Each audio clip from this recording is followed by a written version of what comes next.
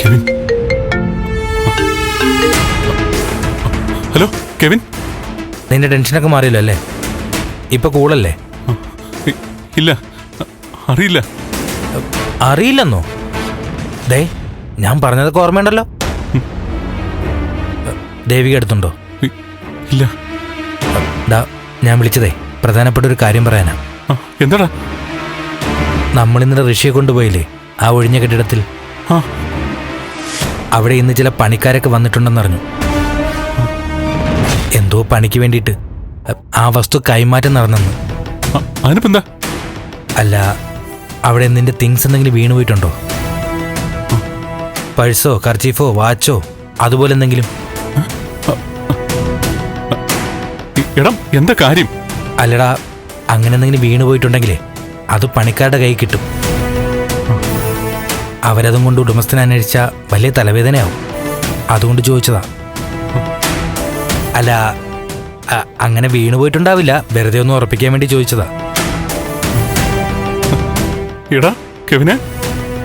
എന്തടാ?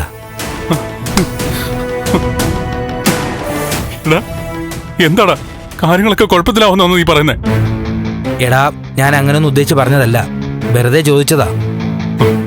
അല്ല, നിനക്കറിയാം ഒരു വലിയ കുഴപ്പം സംഭവിക്കാൻ പോവാ. എടാ, കൊലപാതകം നടത്തിയിരിക്കുന്നേ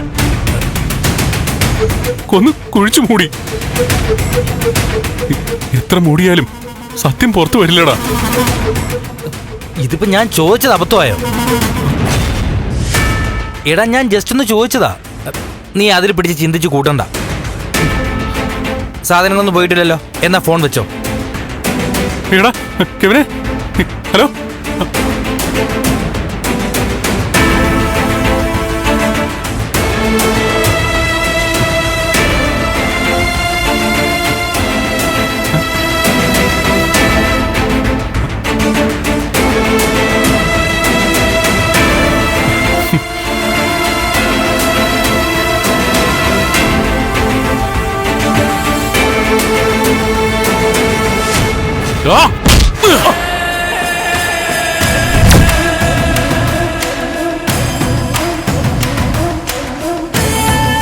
നന്ദ,